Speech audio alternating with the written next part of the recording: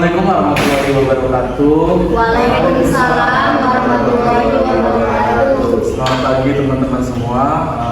Yang terhormat kepada Kadara selaku dosen matkul Ilmu Filsafat. Kemudian yang terhormat juga kepada teman-teman sastra Melayu juga. Di sini kami sebagai kelompok 2 akan mempresentasikan tugas kelompok kami, yaitu dengan judul berpikir ilmiah. Sebelum saya melanjutkan ke materi, sebaiknya saya memperkenalkan diri dulu. Perkenalkan, nama saya Abdar Saputra dengan NIM 2207020818 dan di sebelah kiri saya. Kenalkan, nama saya Putri Tani dengan NIM 2207020009. Perkenalkan, nama saya Muhammad Zaidan Sori dengan NIM 2207020002. Oke, di sini saya sebagai moderator dan Utami dan Zaid sebagai pemateri. Oke, kita langsung saja ke materi yang akan dibahas.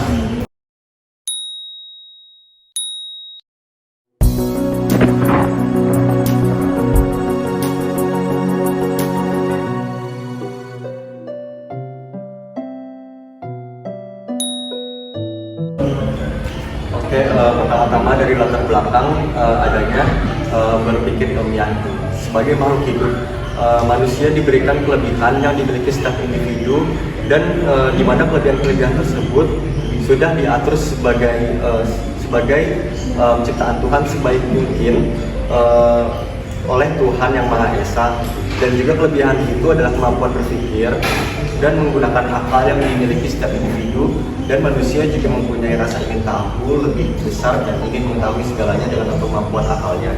Kemudian manusia juga ingin mencari tahu kebenarannya mengenai dirinya dan dunia. Dengan akal manusia akan berpikir dan mencari ilmu pengetahuan yang baik, lebih baik dan berguna untuk kehidupannya. Manusia adalah makhluk hidup yang tumbuh sebagai dinamis dan sebagai dinamika manusia yang terus bergerak dan tidak pernah berhenti, selalu aktif dalam menghadapi persoalan tentang dirinya. Kemudian dari pengertian berpikir ilmiah, saya terapkan dua pengertian menurut ahli. Yang pertama itu adalah dari sumber yang saya dapatkan. Pertama itu adalah pemikiran ilmiah adalah pemikiran logis dan empiris. Logika itu logis dan empiris dibahas secara mendalam atau atas dasar fakta yang dapat dibenarkan. Selain menggunakan akal untuk merenung, memutuskan, dan mengembangkan, berpikir ilmiah dalam proses berpikir atau mengembangkan pemikiran yang tersusun secara sistematis berdasarkan pengetahuan ilmiah yang sudah ada. Kemudian dalam menartikan tentang berpikir ilmiah, yaitu berproses untuk aktivitas seseorang untuk menemukan atau memperoleh pengetahuan memperoleh pengetahuan. Berpikir ilmiah adalah proses berpikir yang mengarah pada suatu kesimpulan berupa pengetahuan. Kemudian yang kedua, menurut Surya Sumantri, berdasarkan sumber yang saya dapatkan, menyatakan bahwa berpikir adalah bekerjanya pikiran untuk memperoleh pengetahuan yang benar. Pemikiran ilmiah adalah operasi pikiran yang menggabungkan induksi dan deduksi. Berpikir ilmiah adalah metode berpikir yang didasarkan pada logika deduktif dan induktif. Pemikiran ilmiah adalah upaya untuk menemukan fakta dan ide yang sebelumnya tidak diketahui sains. Fakta dan ide yang sebelumnya tidak diketahui. Sains adalah proses mencari pengetahuan melalui observasi berdasarkan teori atau generalisasi ilmu untuk mencoba memahami alam sebagaimana adanya. Dan kemudian hasil kegiatan ilmiah menjadi alat untuk meramalkan dan mengendalikan fenomena alam. Oke, terima kasih Zaid. Untuk materi yang selanjutnya akan dibacakan oleh Putri kami. Selanjutnya saya akan menjelaskan tentang metode belajar. Secara historis, ada 4 cara orang bisa belajar, yaitu yang pertama, berpegang teguh pada sesuatu yang sudah ada, dan yang kedua, mengacu pada pendapat ahli, yang ketiga, kepatuhan terhadap intuisi, dan yang terakhir, metode ilmiah. Cara pertama sampai dengan cara ketiga, ini disebut cara kebanyakan orang atau orang awam, cenderung tidak efektif, kurang produktif, bahkan kadang irasional. Sedangkan metode keempat yaitu metode ilmiah merupakan metode ilmiah yang diyakini lebih rasional, objektif, efektif, dan efisien. Cara keempat adalah bagaimana ilmuwan memperoleh pengetahuan yang dalam praktiknya merupakan metode ilmiah untuk mengungkapkan dan mengembangkan pengetahuan. Metode ilmiah, metode berpikir ilmiah digunakan untuk mendapatkan pengetahuan. Metode berpikir ilmiah dapat diimplementasikan melalui penalaran deduktif dan penalaran induktif. Selanjutnya, cara berpikir. Metode berpikir ilmiah digunakan untuk mendapatkan pengetahuan. Metode berpikir ilmiah dapat diimplementasikan melalui penalaran deduktif dan penalaran induktif. Penalaran deduktif adalah cara berpikir logis dan analitis yang tumbuh dan berkembang dengan pengamatan dan yang meningkatkan sistematis dan kritis.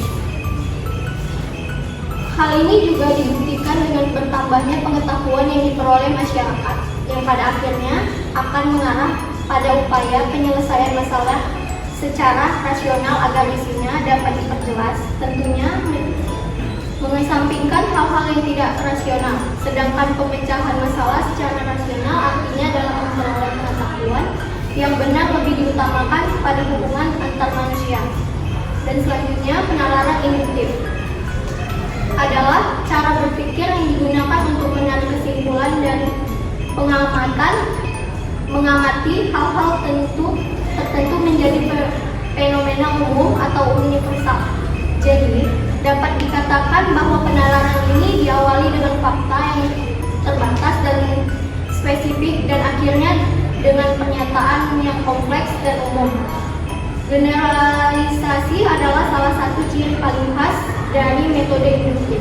Intinya, generalisasi di sini tidak berarti klaim individu bisa dengan mudah digeneralisasikan di masyarakat luas. Sebaliknya, dengan menggunakan metode ini, sebuah kesimpulan ditarik. Dengan kata lain, ada kemungkinan kesimpulan itu benar, tetapi bukan berarti harus benar. Jadi kemungkinan itu lahir. Oke, baik. Selanjutnya itu kesimpulan dari materi yang kami sampaikan tadi. Berpikir adalah pola penalaran yang didasarkan pada kehidupan sehari yang dipengaruhi oleh lingkungan alam. Sedangkan berpikir ilmiah adalah pola penalaran yang didasarkan oleh secara tertentu, secara teratur dan cermat. Kemudian penalaran secara deduktif merupakan pola atau cara berpikir yang menyimpang dari asumsi atau pertanyaan umum, mengarah pada kesimpulan yang memiliki makna yang lebih rinci. Dapat juga diartikan dalam istilah bentuk logika karena memperdalam dasar-dasar keselarasan berpikir dengan secara hukum. Kemudian metode deduktif dalam menarik kesimpulan mengacu pada pola berpikir yang disebut silogisme yang dimulai dengan dua atau lebih pernyataan yang diakhiri dengan kesimpulan. Dua pertanyaan tersebut sering disebut sebagai premis, primer, dan minor. Sebentar, itu anunya. Baiklah, terima kasih pada teman-teman semua yang telah memperhatikan presentasi dari kami. Mohon maaf, saya minta maaf dulu pada teman-teman jika presentasi kami tadi tidak bagus dan tidak sempurna, karena kesempurnaan itu hanyalah milik Allah Subhanahu wa Ta'ala. Di sini kami akan membuka acara selanjutnya, itu kami akan membuka sesi pertanyaan. Baiklah, kami akan membuka sesi pertanyaan, itu 3 orang pertanyaannya. Baiklah, oke, terima kasih sudah ada yang bertanya.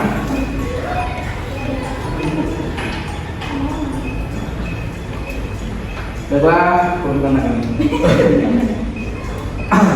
oke, untuk pertanyaan yang pertama akan saya berikan kepada bagaimana kau merasa bangga akan dunia yang sementara?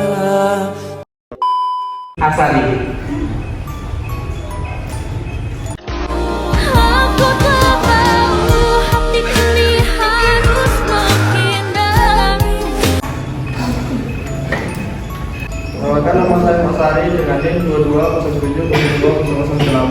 dari kelompok 3. Di sini saya ingin bertanya tentang bagaimana cara menilai validitas dan rehabilitas penelitian ilmiah. Pada Anda, Kak. Oke, terima kasih Aswadi. Mungkin pertanyaan kedua akan diberikan oleh Bima. Perkenalkan, nama saya Lulu Dimantara, saya dari perwakilan kelompok 5. Sebenarnya saya mengucapkan terima kasih kepada kelompok 2 yang telah menyampaikan materi tentang berpikir ilmiah dan filsafat ilmu pengetahuan. Di sini saya ingin bertanya kepada Putri Utami. Pertanyaannya adalah, apakah ada perbedaan berpikir secara ilmiah untuk orang yang berpendidikan dan tidak berpendidikan? Maksudnya, apakah ada perbedaan berpikir itu orang masyarakat awam dengan orang-orang yang telah memiliki gelar sarjana ataupun selanjutnya? Oke, pertanyaan selanjutnya Dr. Karim.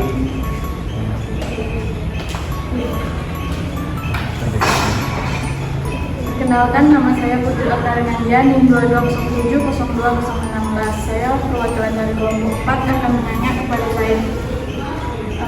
Pertanyaannya adalah, sebutkan dan jelaskan sarana apa saja yang mendukung seseorang untuk berpikir ilmiah.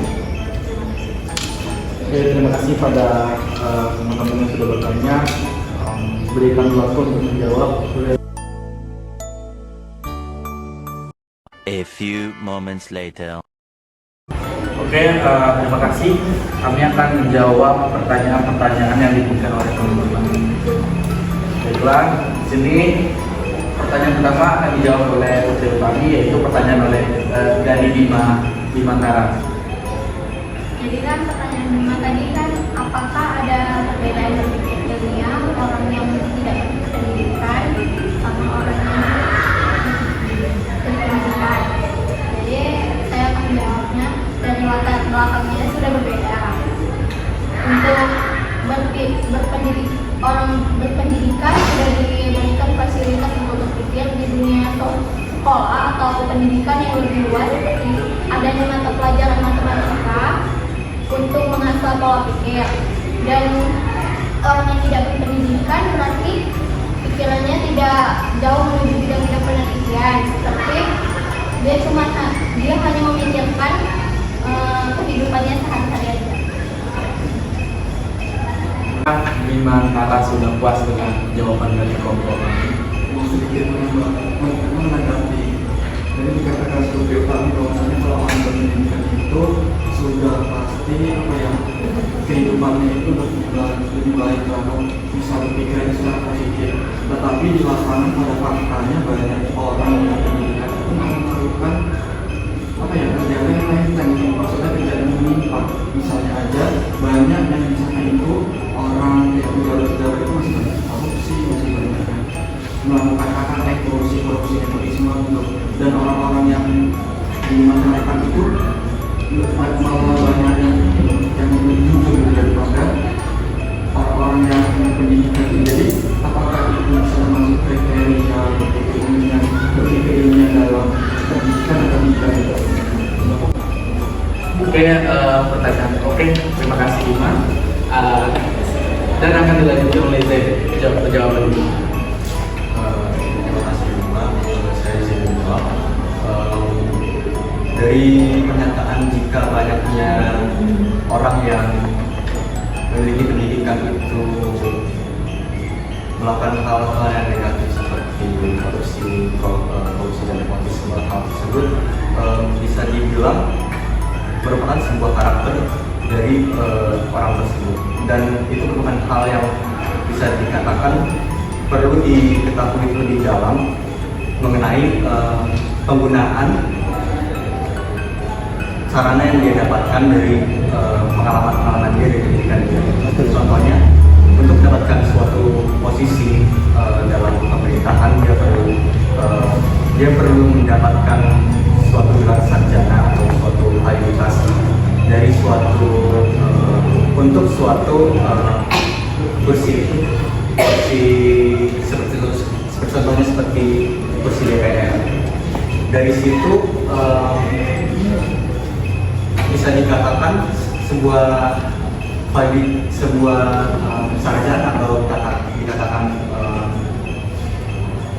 hasil dari pendidikan tersebut masih rancu dari pernyataan yang hanya sekedar persyaratan bahwa syarat untuk masuk ke dalam kursi DPR itu harus sarjana 1 atau sarjana 2 dan lainnya. Tetapi untuk seseorang yang bisa jujur atau berbohong itu merupakan cara melahirkan dia sebuah karakter yang dibuat oleh lingkungan pribadi tersebut, sehingga itu merupakan hal lain di luar dari cara berpikir ilmiah.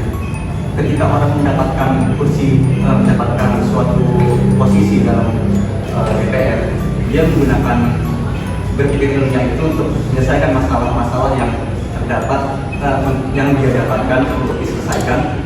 Namun jika digunakan untuk suatu hal yang jujur atau bohong, masih belum dibuktikan bahwa orang yang memiliki sarjana 1 tidak mungkin jujur 100%, dan orang yang tidak memiliki pendidikan yang bagus itu jujur 100% jujur. Jadi itu merupakan hal yang berbeda dari status pendidikan dengan karakter pribadi seseorang. Apakah saudara sudah jelaskan pertanyaan itu? Jawaban dari Bapak. Nanti dapat disimpulkan bahwa hasil tindakan dari berpikir ilmiah ini tergantung dari karakter masing-masing individu. Tidak bisa digeneralisasi atau tidak bisa secara merata gitu. Oke, baiklah, terima kasih saudara Bima. Di sini kami akan melanjutkan sesi tanya jawab, dan saya akan menjawab dari pertanyaan Asari. Pertanyaan Asari tadi, bagaimana cara menilai validitasi dan reliabilitas penelitian dunia? Oke, baiklah, jawabannya itu mengetahui berbagai sumber pengetahuan yang dapat dipercaya dengan dapat dibuktikan hasil dampak dari yang diberikan berupa kenyataan sesuai dengan proses dan hasil observasi sendiri. Sedangkan validitas dapat didapatkan dari hasil berbagai penelitian. Saudara sudah puas? Terima kasih. Oke, jawaban selanjutnya akan dijelaskan oleh Zaid. Bisa menjawab pertanyaan dari terakhir, itu sebutkan dan jelaskan sarana apa saja yang bisa membantu berpikir ilmiah. Dari sumber yang saya dapatkan itu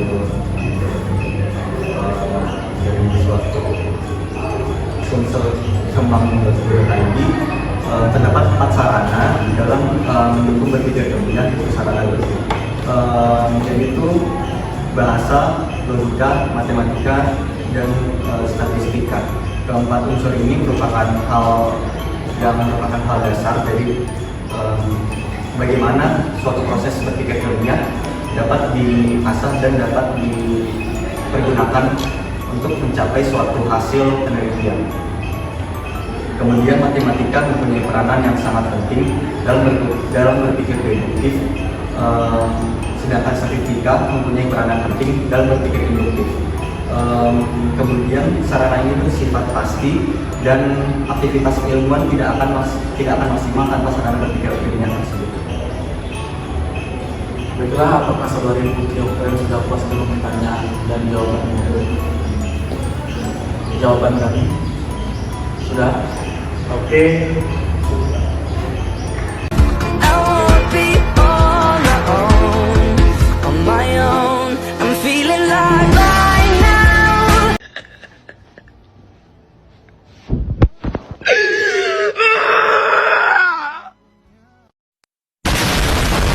Terima kasih kepada kawan-kawan semua telah memperhatikan dan memberikan pertanyaan-pertanyaan oleh kelompok 2. Mungkin sekian dari presentasi dan tanya jawab dari kelompok kami.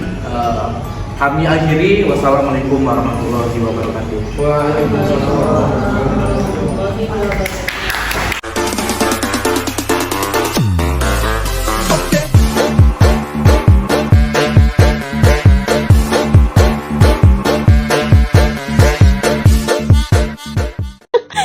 Terima kasih sudah menonton dan sampai jumpa.